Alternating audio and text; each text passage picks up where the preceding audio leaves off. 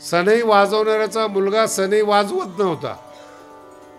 याला राग आला, हातपाय बांधले आणि त्यांनी ते तोंडात सनई टाकली. पोरगा म्हणलं इथपर्यंतच तुमच्या हातात आहे, फुकायचं माझ्या हातात आहे. काय जबरदस्ती करणार तुम्ही? काय संमत आहे जबरदस्ती करायचा? ते माणूस भाग्यवान.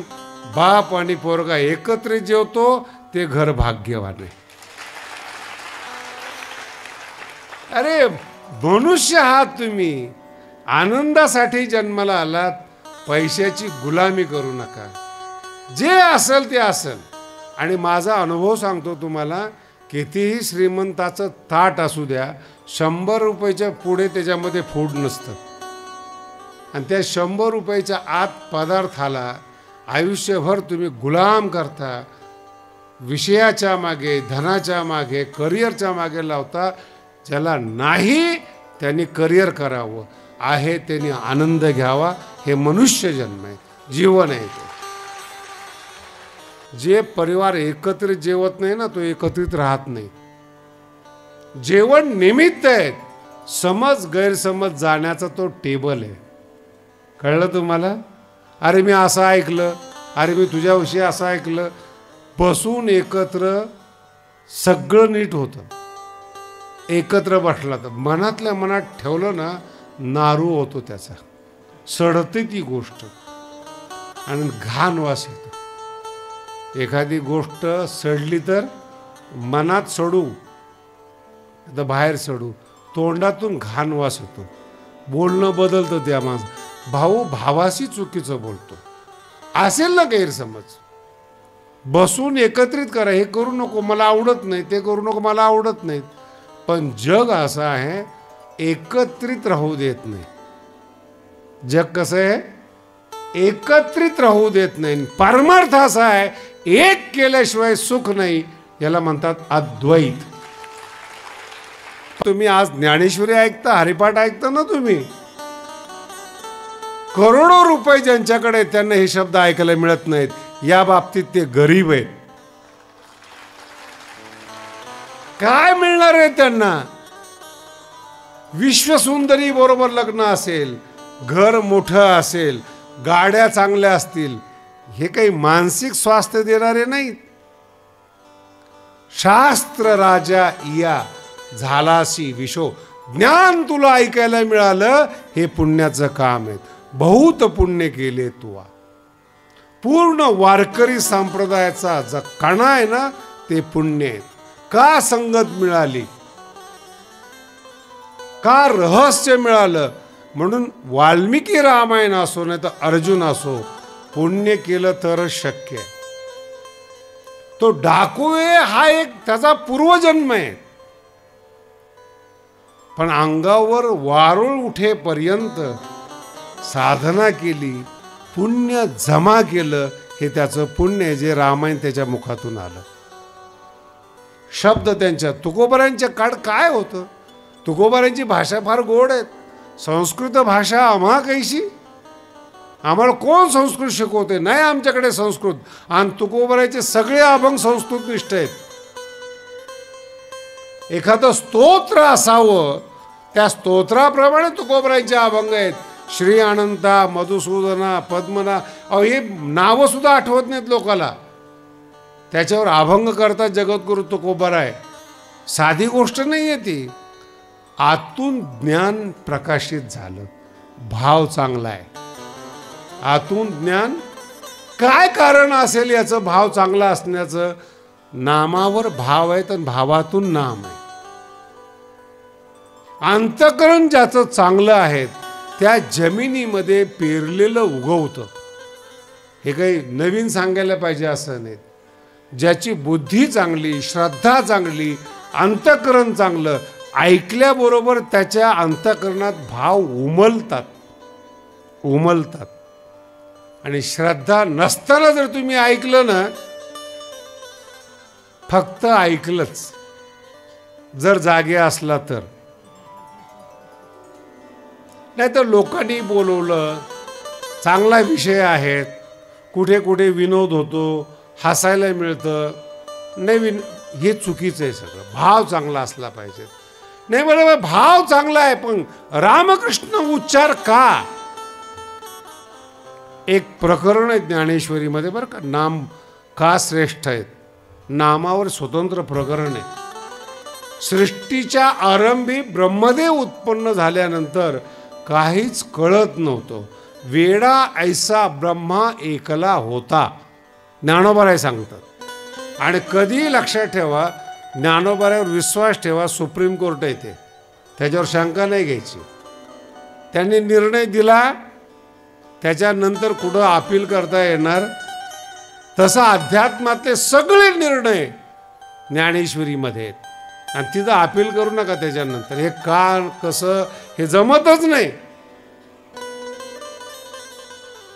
पूर्वी वेडा ऐसा ब्रह्मा एकला होता. आणि कानामध्ये, वेदामध्ये कथा आहेत, या कानामध्ये शब्द आले, तप करा, तप करा. तप म्हणजे काय? फक्त नामोच्चारण. अर्थ कळाला का?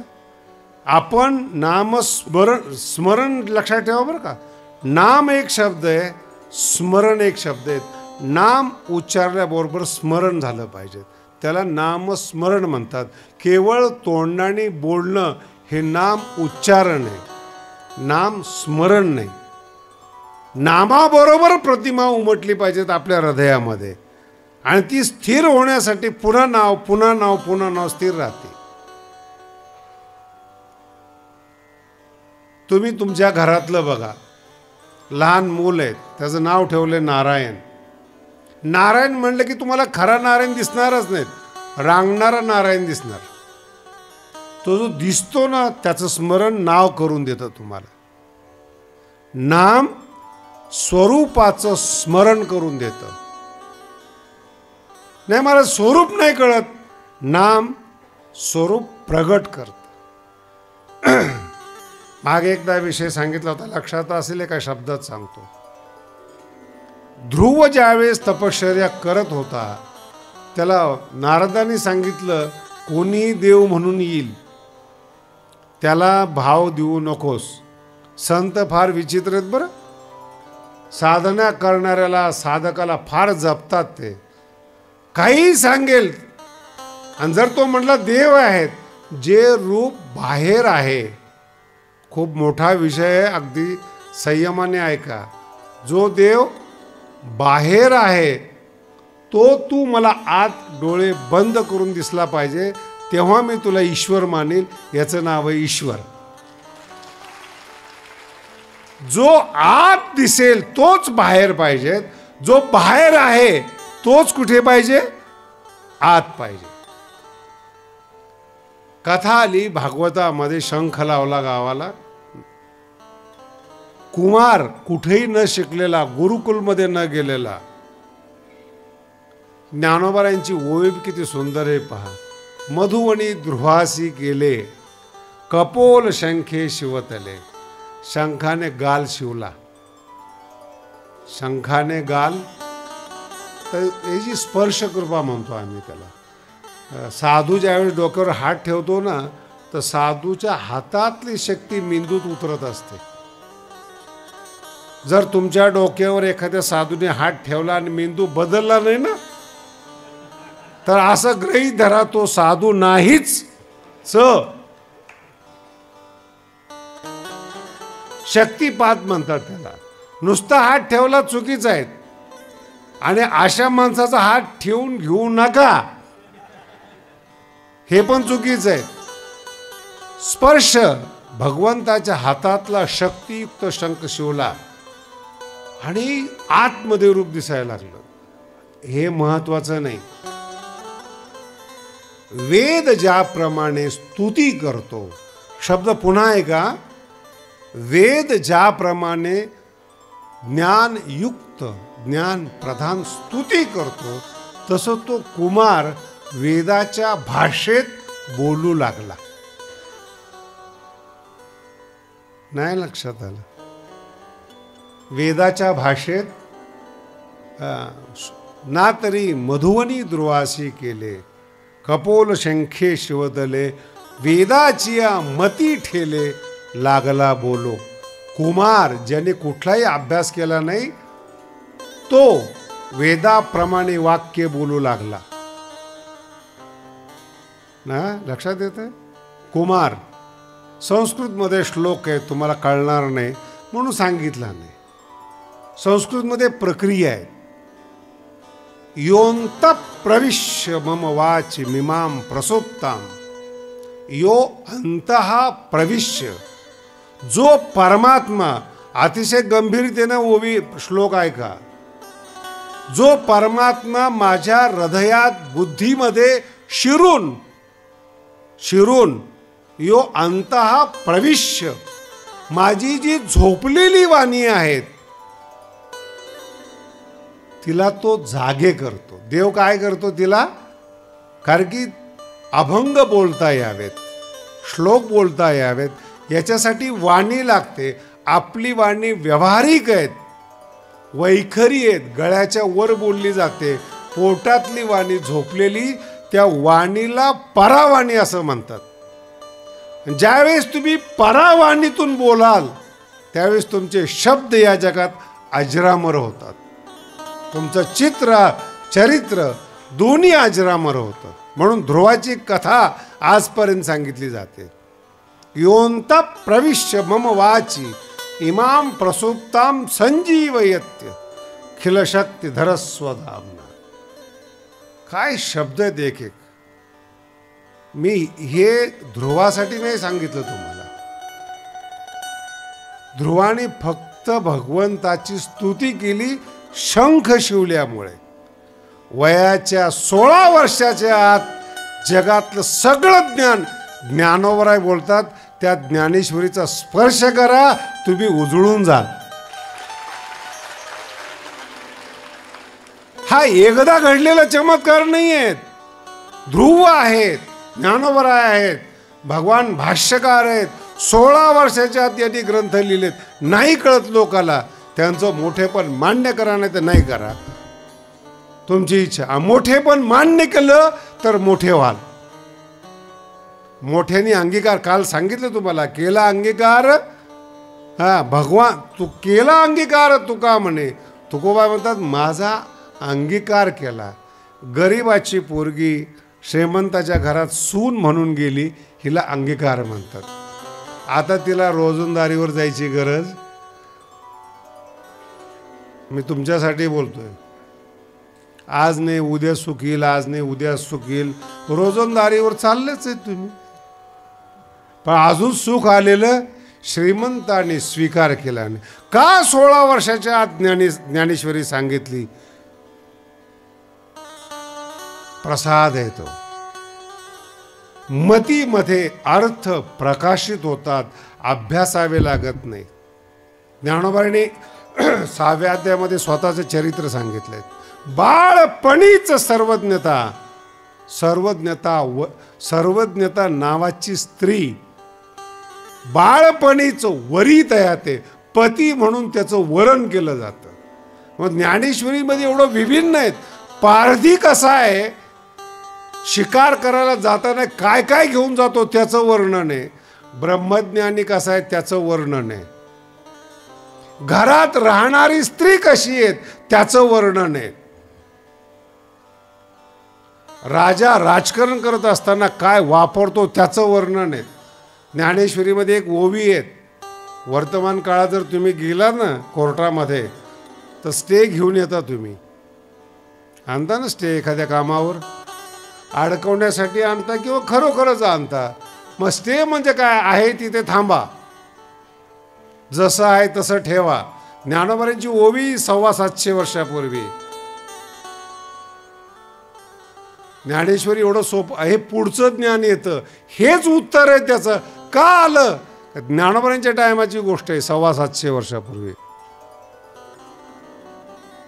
कुंठवी व्यवहार शब्द लक्षात ठेवा. राजज्ञा जेवी, राज आज्ञा, व्यवहार कुंठवी. कुंठवी म्हणजे स्टे, ठेवणे, थांबवणे. आज्ञा बरं का, राजा नाही. म्हणून त्याला स्टे ऑर्डर म्हणतात. ऑर्डर थांबवते. राजा आपलं काम करत असतो. राजाने अधिकार दिलेला असतो न्यायाधीशाला, त्या अधिकाराचा वापर करून काम थांबलं जातं. राजाज्ञा, कुंठवी, व्यवहार, काय ज्ञानोबारांचे असे तर ते जर सांगितलं तर आपला हरिपाठ बाजूला राहायचा. का सांगतात ज्ञानोबराय? सामान्यातला सामान्य विषय सांगतात, वरचा विषय सांगतात. या दोघांचं मूळ आहे झोपलेली वाणी जागी करायची, आणि ती शक्तिपाताने होते. आणि शक्तिपात होण्यासाठी नामस्मरण लागतं. म्हणून भगवान शंकर जे शक्तीचे स्थान आहेत त्यांचा मंत्र आहे हा. हरी हरी हरी मंत्र हा मनती जेवाच्या तया मोक्ष. अंतकरणाची योग्यता बनवणारं हे हरिनाम आहे. म्हणून ते नाम तपामध्ये परिवर्तित झालं पाहिजे. तो पहिला उपदेश ब्रह्मदेवाला दिला, तपाचा उपदेश, आणि मग ते नामस्मरण. एक ओवी सांगतो शेवटची, म्हणजे कळेल. विश्वसृजन योग्यता आली आहे. विश्वसृजन नाम जप ब्रह्मदेवाने केला. म्हणून जगातलं कोणतंही कर्मकांड असू द्या, ज्यावेळेस तुम्ही घर प्रवेश करता, लग्न करता, कोणतंही काम करता, हरी शब्दांनी त्याची सुरुवात होते. हरी ही ओम, इथून मंत्राला सुरुवात होते. जो मंत्राला सुरू करणारा हरी आहे तो मंत्र आहे जो हरिपाठामध्ये गायला गेलेला आहे. आणि तो महान मंत्र ज्ञानोबांनी तुमच्या आमच्या हातात दिलाय. ज्याने ज्ञानेश्वरी कळते, वाणी प्रभावित होते, गाथ्यासारख्या ग्रंथाची निर्मिती करता येते, हा अनुभव आहे तुकोबरायांचा. एक गाऊ आम्ही विठोबाचे नाम, नामचिंतन. म्हणून नारायण फळ वगैरे तुम्ही जर पाहिले ना, सगळे तेच आहेत. एका ठिकाणी वर्णन आलं नाही. गगनाहुनी वाढ काय नाम आहे. नाम शब्द फार महत्वाचा आहे. म्हणून ब्रह्मदेवामध्ये पहिली योग्यता नामाने आली, साधकामध्ये आले, संतामध्ये आली.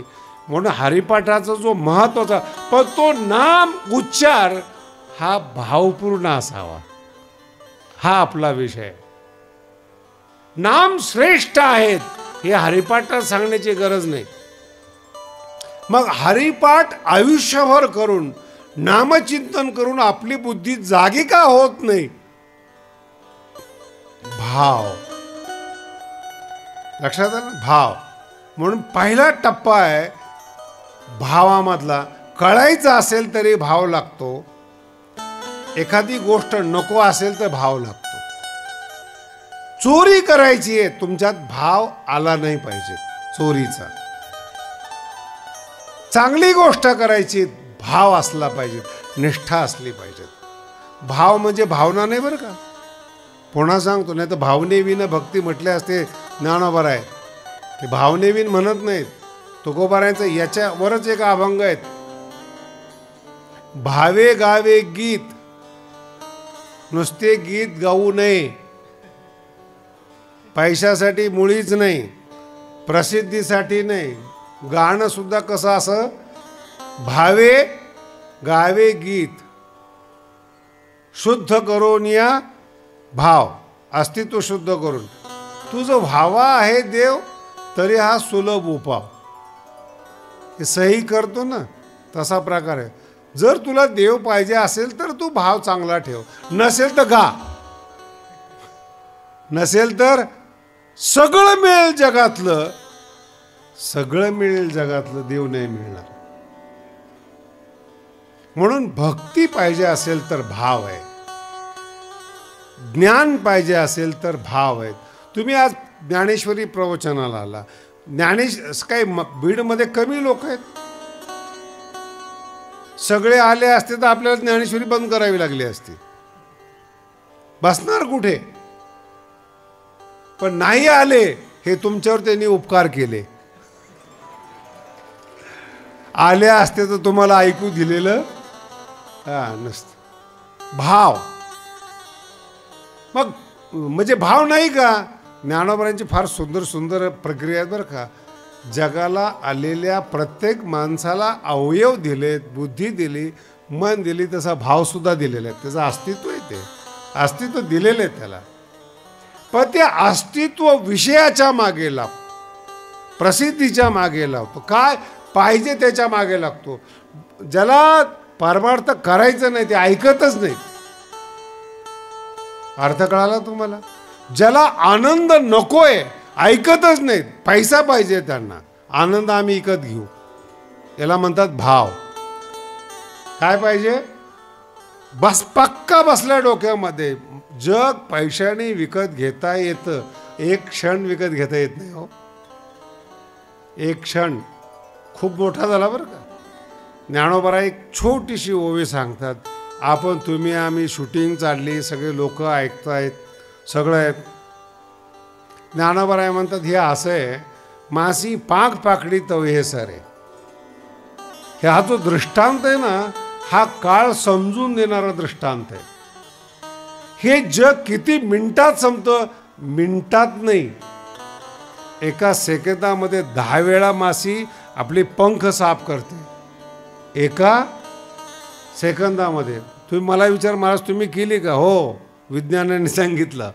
तुम्ही जिथं विश्वास ठेवतात त्या गोष्टी आम्ही पण ठेवतो. एक सेकंदामध्ये किती वेळा पंख फडफड करते ती एकदा साफ करायच्या आत माणूस या जगात खलास. काय काय माणसं फार सुंदर बोलतात. रात्री आमच्याबरोबर बसला हो, त्यांनी घेतली, आम्ही घेतली, आणि सकाळी बातमी आली, गेला कधी कळलाच नाही.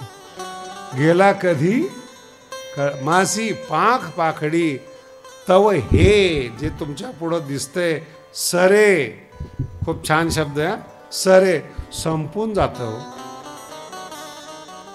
आणि जे देहवादी लोक आहेत ते देहात भाव ठेवतात. खूप गोड आहे. भाव, अस्तित्व आहे, अस्तित्व देहात ठेवतात, अस्तित्व मनात ठेवतात, अस्तित्व विचारा बुद्धीत ठेवतात. म्हणून वेगळे वेगळे पदार्थ आवडतात माणसाला. का? ज्याला देह आवडतो ना, तो देहावर प्रेमच करणार. कपडे वेगळे असणार, फॅशन वेगळे असणार. आधी मी कीर्तनात नाही सांगत, प्रवचनात नाही सांगत या गोष्टी. पायात चपलीचा रंग, वरचा रंग, हे सगळं देह. पण देहाला मर्यादा आहे. अर्थ नाही कळला अजून. देहाला तरुण आहे तोपर्यंत. ज्ञानोबांची ओवी इतकी गोड आहे देहाच्या बाबतीमध्ये. परिमळ निघलिया पवना पाठी. नाही अजून गार्थ कळला. ही ओवी एवढी सोपी नाही. लगे पाठ असेल तुमच्या, हरिपाठही पाठ आहे. परिमळ जाऊ नये असं फुलाला वाटतं. कळालं का? परिमळ म्हणजे तारुण्य, सुगंध. फुलाचं जे तारुण्य आहे ना, ते परिमळ आहे. आणि जोपर्यंत फुलात तारुण्य आहेत, सुगंध आहेत, तोपर्यंतच ते स्त्रीच्या डोक्यात असतं. समजलं? स्त्री फूल डोक्यावर कुठपर्यंत ठेवते? जोपर्यंत सुकत नाही. म्हणून कधी कधी काही तरुण स्त्रीच्या डोक्यात असतील. घमेंड करू नका. ज्ञानोबा म्हणतात, तारुण्य तुम्हाला न विचारता जातं. परिमळ निघलिया पवना पाठी, मागे ओस फूल राहे देठी. मी ही रोज ओवी पाहतो बरं का, रोज. ज्या फुलातलं तारुण्य गेले, सुगंध गेले, ते फूल कसं दिसतं? बोला ना. तुम्ही पाहता का ते फुलं सुकलेलं ना? किती म्हातारे माणसं सुकलेले आहेत. कोण आहेत हे? माऊली काही फुलावर बोलणार आहे का? आता हे जे फूल माझ्या समोर ठेवलेत, उद्या आणणार का तुम्ही याला? परिमळ गेलिया ओस फूल देठी, आयुष्या शेवटी देह तैसा. देह तैसा. कधी कधी वयोवृद्ध नट जेव्हा टी व्हीवर येतात ना, तेव्हा मी पाहतो. मी हे नाही पाहत की ते काय आहेत म्हणून, मी हे पाहतो यांना किती वाईट वाटत असेल. काळ निघून गेला, जगावर, जगाच्या मनावर, तरुणीच्या हृदयावर राज्य गाजवणारे नट म्हातारपणी जेव्हा पाहतायत ना, त्यांच्यावर दया येते. ओस फूल ओ शरीर राहू नये माणसाने. अपमान करून एक म्हातारा माझ्याकडे आला, मला म्हणतो शास्त्रीजी हल्लीची मुलं फार चुकीचं वागतात. मग काय घेणे का, कुणाची मुलं, कुणाचं कॉलेज, कुणाचं काय, ह्याला काही. पण ह्याला वाटलं मी पारमार्थिक आहे, मी त्याला सपोर्ट करेल असं बऱ्याच लोकांना वाटतं. मी बघितलं त्याच्याकडे, 55-60 वर्षाचा होता. मी म्हटलं काय म्हणायचं काय. नाही, भारतीय संस्कृती धोक्यात आहे. हा कोण, याचा अस्तित्व मी ऐकून घेतो, बऱ्याच वेळा ऐकलं मी त्याचं. मला काय म्हणायचं तुला, काय नाही, हे कॉलेजचे हल्ली तरुण तरुणी किती चुकीचं वागतात. नाही अर्थ कळाला. संस्कृती तरुणाने नाही बिघडवली. राजकारणी असेल, व्यापारी असेल, भेसळ करणारे, हे काही एका ठिकाणी बिघडलेली जागा आहे का ती. याला कॉलेजच का दिसलं.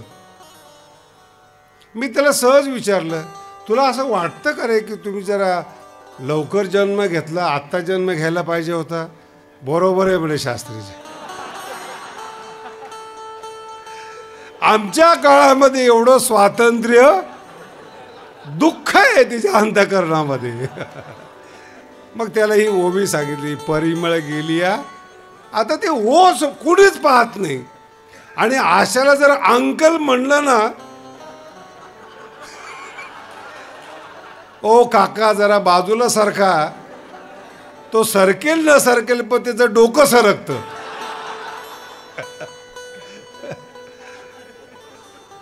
देहावर प्रेम करणारी माणसं दुखी असतात. तरुण होण्याचा, नष्ट होण्याचा काही पर्याय नाही, लक्षात ठेवा. नाही हजार, अहो येथ नाही, तुकोबराय सांगतात, येथ नाही उरवालया होता.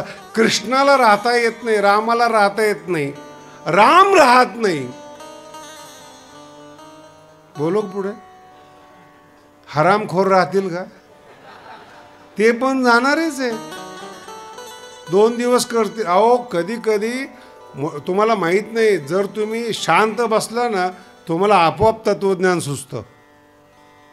ज्या रावणाला संपूर्ण जग शिव्या देतं, संपूर्ण जग, त्यांनी एक तांडव स्तोत्र लिहिलेलं आहे. इतकं छान, त्याच्यासारखं स्तोत्र पुन्हा लिहिता आलेलं नाही,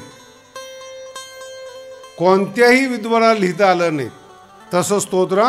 इतकं गोड, एकाच श्लोकामध्ये ताल, स्वर, लय, साहित्य, तत्वज्ञान सगळे एका श्लोकामध्ये, आणि सगळे अलंकार एका श्लोकामध्ये. तो रावण जो सोन्याच्या नगरीमध्ये राहत होता, तो एकांतात ज्यावेळेस बसतो ना, काय शब्द आहे त्याचे. कदा निलिंप निर्झरी निकुंज कोटरे वसन. तुमचा चेहरा मला समजतो बरं का. आता रावण कळत नाही तर ज्ञानोबराय काय करणार. रावण म्हणतो, माझ्या जीवनामध्ये असा दिवस केव्हा उजडेल जेव्हा मी पवित्र भागीरथी नदीच्या तीरावर, खळखळ वाहणारी पवित्र भागीरथी, तिच्या तीरावर एखाद्या गुफेमध्ये राहत, निवास करत, हातामध्ये गंगेचं पाणी घेऊन शंकराला अर्पण करत असताना माझ्या डोळ्यातून भक्तीच्या भावना धारा वाहिल्या पाहिजेत, असं रावणाचे श्लोक आहेत. कदा निलिंप निर्जरी निकुंज कोटरे वसन. इतके गोड आहेत ना. शिवेती मंत्र उच्चरण कदा सुखी भवाम्यहम. ओम नमः शिवाय, ओम नमः शिवाय या शब्दाचा उच्चार करत मी कधी सुखी होईल, अशी तो शंकराला प्रार्थना करतोय रावण. शिवेती मंत्र उच्चारण कदा सुखी भवाम्यहम, मी कधी सुखी होईल. सोन्याच्या नगरीत राहणारा रावण, त्याला देखील कल्पना आहे शरीरावर विश्वास ठेवता येत नाही. राज्य असेल, धन असेल, किंचित कालोपभोग्याने शास्त्रकार सांगतात. काही काळ जेवण तयार केलं तुम्ही, काही काळ. मला तर हल्लीच्या लोकांना ना खूप वाईट वाटतं, मी मनापासून सांगतो. नावं बदललेली बरं का या पदार्थाची. आपण सगळे बसलेले चांगले लोक आहात. 2-4 दिवसाची शिळी भाकरी खाल का तुम्ही? बोला ना, अगदी तुम्ही टेन्शन घेऊ नका रेकॉर्डिंगचं. 2-4, 5-6 दिवसाची, 10 दिवसाची शिळी भाकरी खाल का तुम्ही? नाही खात का तुम्ही? बिस्किटं म्हणजे काय? अरे नाव बदललंय, शिळ्या भाकरीच द्या. खुशाल माझ्या समोर म्हणतं खात नाही म्हणून. सरळ सरळ खोटं बोलता तुम्ही. 6-6 महिने, 2-2 वर्ष बिस्किट टिकतात. म्हणजे किती दिवस जुने आहेत ते. तुम्ही काय करता? एक्सपायरी बघता. अरे ती शिळ्या भाकरी द्या. ताज्या भाकरी खायला मिळणं भाग्याचं लक्षण आहे. प्रिझर्वेटिव्ह आहेत शरीर. आणि ज्या भाकरी एवढ्या दिवस, भाकरी म्हणजे काय, मैदा गहू याच्यापासून तयार केलेले बिस्किट, नाव बिस्किट. मला एका माझ्या मित्रांनी सुपर फूड आणले होते. काय आणले? सुपर फूड म्हणजे काय? गाजर, बीट, शेवग्याच्या शेंगा. नाव काय त्याचं? अरे हे आपल्या शेतात रोज उगवतात, कळत नाही, खात नाही म्हणून ते खावं लागतं. ज्ञान नाही तेने वाया गेले, ज्ञानोबराचे शब्द आहेत. काय ज्ञान कशाला काय म्हणतात माहिती? गावरान सोडून दिलं आणि हायब्रिडच्या मागे लागले. ते आपल्या मागे लागले विदेशातले लोक, गावरान मिळावं. आपण त्यांच्या मागे लागलो. तिकडं थंडी असते 10-10 महिने. अहो तुम्ही जगणार सुद्धा नाही त्या देशामध्ये, अमेरिका असो नाही तर ब्रिटिश असो. सकाळी 10ला सूर्यप्रकाश येतो, सूर्य येत नाही, आणि 4 वाजता मावळतो. किती तास प्रकाश? रस्त्याच्या लाईटी काय मुघडे आहेत. आणि मी बघितलेलं सांगतो, न अनुभवाला आलेलं सांगतो तुम्हाला. आणि कायम गारठा, -डिग्री, -10.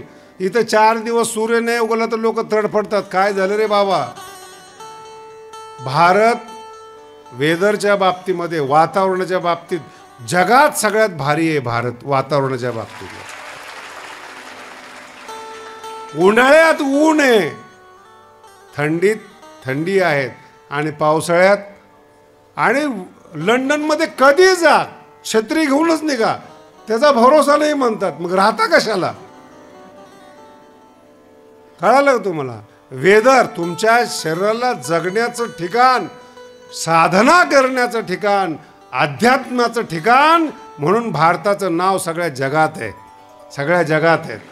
योग कोणी दिला? अध्यात्म कोणी दिलं? भारताने दिलं. तत्वज्ञान भारताने दिलं. काही दिवसांनी मान्य होईल. बरेचसे वैज्ञानिक लोक हळूहळू आता यायला. जर अंतरिक्षमध्ये वरच्या स्टेशनला जर राहायचं असेल ना, अंतरिक्ष स्टेशनला योगा करावा लागतो. मग आम्ही काय सांगितलं होतं अगोदर 5000 वर्षापूर्वी पतंजलीनी? बरं आमचाच योगा, आणि ते लोक आम्हालाच शिकवतात. कोण दळभद्री झाला आता? आपलेच आपले नवीन सुपर फूड. अरे गावरान म्हणा ना त्याला. आणि जे कधी भारत शिळ्या भाकरी खात नव्हता, वैज्ञानिक लोकांनी सगळ्यांना शिळ्या भाकरी चारल्या. बिस्किट, प्रिझर्वेटिव्ह टाकलेले. अहो याच्या आता मला विषय नाही हा सांगायचा. आपण आपलं पतन करून घेतलं, दुसऱ्याच्या नादी लागू. संतांची भाषा ज्ञान शिकवते, जीवनाचा उद्धार शिकवते. इंग्रजी विश्वास ठेवू नका म्हणून शिकवते. म्हणून भारतीय लोक जितके शिकत चालले, भाषा वाईट नाही हा, भाषेतून ज्ञान घ्या. कारण की मराठी माऊलीच्या भाषेमध्ये 56 भाषेचा केलासे गौरव. भाषेला नाव ठेवत नाही, पण जी भाषा ज्ञान देत नाही, शांती देत नाही, संस्कृती विसरायला लावते, त्या भाषेचा स्वीकार करताना विचार करा मनामध्ये, आपलं सुख हरवून बसाल, आपला भाव बदलायला कारणीभूत होईल. आणि जर ऐकलं नाही या लोकांनी लगेच बदलतात असं नाही, फार चांगल्या मनाचे असतात. आता सांगणार कोणी राहिलेलं नाही. भगवान श्री ज्ञानोबराय सांगतात, तुमचं अस्तित्व शुद्ध आहे, शुद्ध करायची गरज नाही, फक्त ढग आडवे आलेले. सूर्य झाकला जात नाही, ढगामुळं काही काळ दिसत नाही. प्रत्येक व्यक्तीच्या अंतःकरणात शुद्ध आत्मा आहे, शुद्ध भाव आहे. दोष आले जीवनामध्ये, कुठे आले? बुद्धीमध्ये. कुठे आले? मनामध्ये, इंद्रियामध्ये दोष आले, आत्मा झाकळला गेला.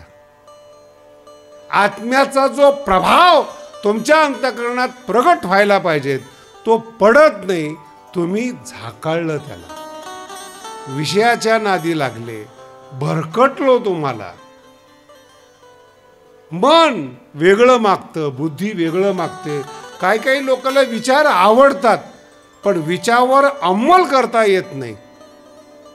नाही महाराज, ते सगळं कळतं आम्हाला, पण ते जे वळत नाही, वळण्यासाठी तर संताची संगत आहे. एक शब्द आहे हरिपाठामध्ये ज्ञानोबरायांचा, ज्ञानदेव सांगे. कोण सांगे? माऊली. काय सांगतायत? दृष्टांताची मात. दृष्टांत शब्द महत्वाचा बरं का. अनुभवला आलेली गोष्ट. दृष्टांत म्हणजे असं स्वप्न दृष्टांत झाला, काहीच्या स्वप्नामध्ये कोण कोण येतं देव जाणे.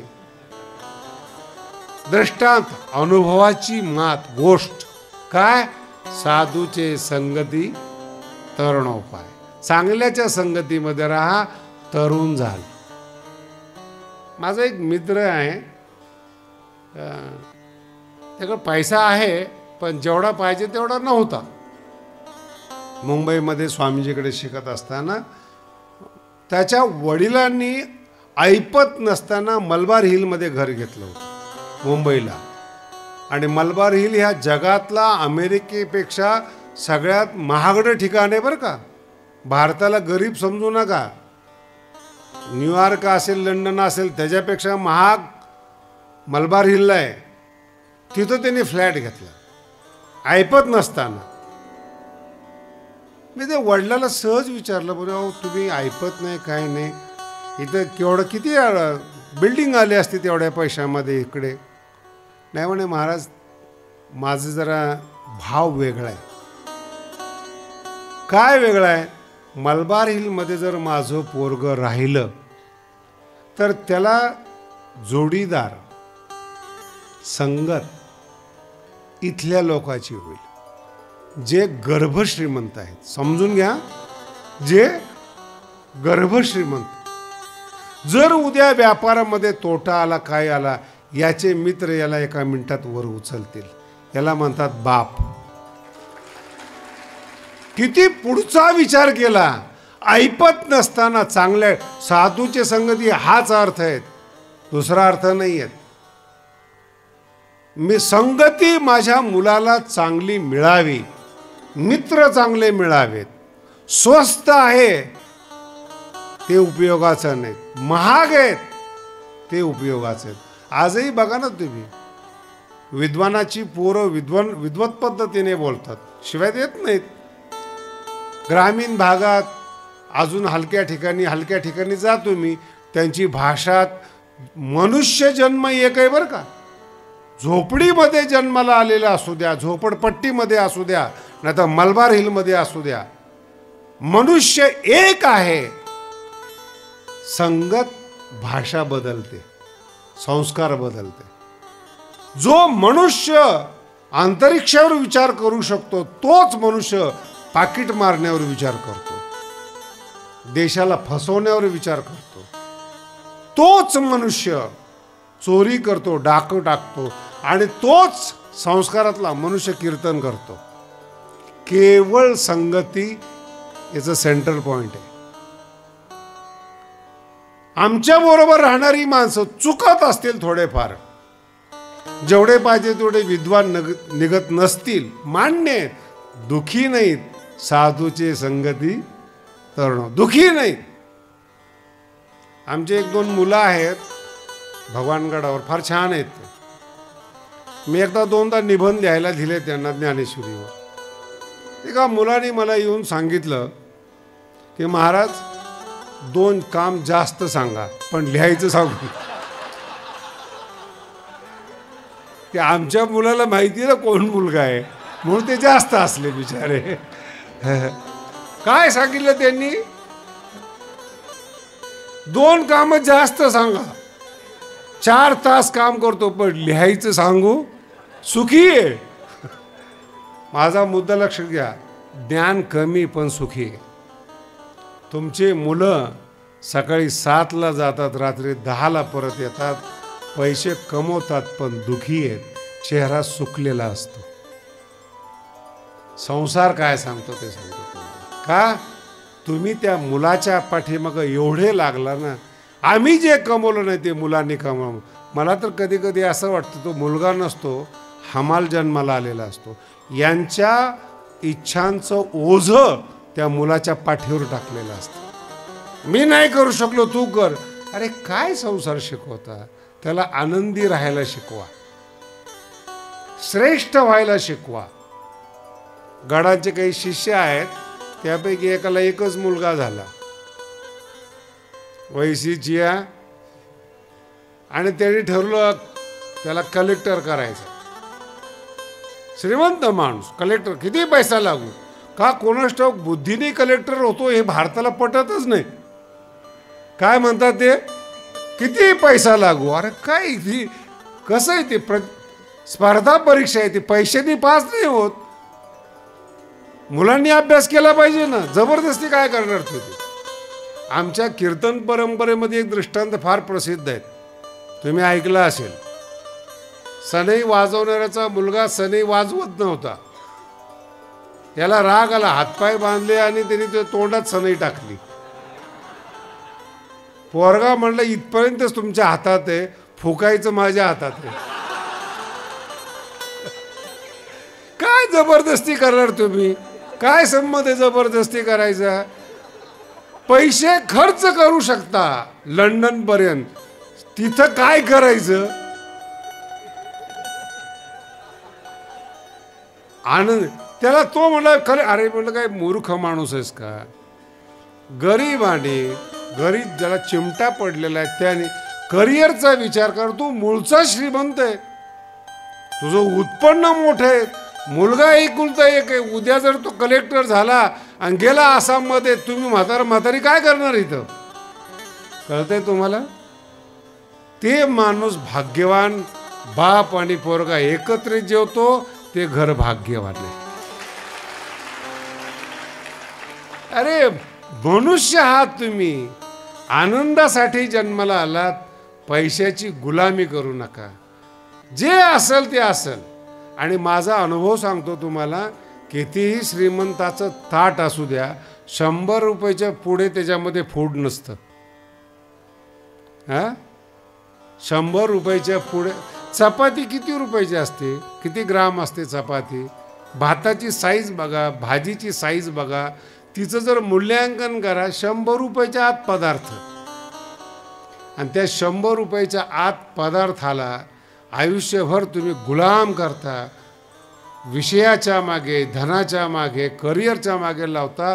ज्याला नाही त्यांनी करिअर करावं, आहे त्यांनी आनंद घ्यावा. हे मनुष्य जन्म आहे, जीवन आहे ते. भांडणं असू द्या, म्हणून जुन्या काळामध्ये एकत्र जेवण्याची पद्धत होती. 3 भाऊ आहेत, एकत्र जेवतात, जेवता जेवता भांडणं करतात. सकाळी असं केलं ते संध्याकाळी. जे परिवार एकत्रित जेवत नाही ना, तो एकत्रित राहत नाही. जेवण निमित्त आहे, समज गैरसमज जाण्याचा तो टेबल आहे. कळलं तुम्हाला. अरे मी असं ऐकलं, अरे मी तुझ्याविषयी असं ऐकलं, बसून एकत्र सगळं नीट होतं, एकत्र बसला तर मनातल्या मनात ठेवलं ना, नारू होतो त्याचा, सडते ती गोष्ट आणि घाण वास येतो.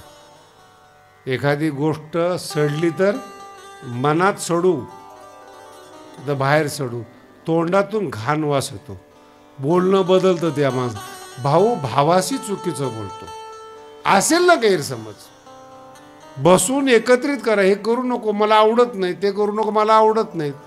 पण जग असं आहे, एकत्रित राहू देत नाही. जग कसं आहे, एकत्रित राहू देत नाही. परमार्थ असा आहे, एक केल्याशिवाय सुख नाही. याला म्हणतात अद्वैत. परमात्मा आणि तुम्ही एक आहात. वैकुंठ भुवनी पहिल्यांदा, नंतर सर्वत्र वैकुंठ केले असे. आणि चतुर्भुज नर, याचा अर्थ कळाला का तुम्हाला? मनुष्य आहात पण आता देव झालात. नर हा चतुर्भुज झाला. चतुर्भुज नर, नर होऊन ठेले. हरिपाठ करता करता एक वेळ तुमच्या जीवनामध्ये असते, टप्प्याटप्प्याने तुमच्या जीवनात बदल होतो. आणि शेवटचा बदल चतुर्भुज नर भगवंत स्वरूप होतं. आणि अंतिम भगवंतामध्ये मनुष्य विलीन होतो. भाव चांगला पाहिजे.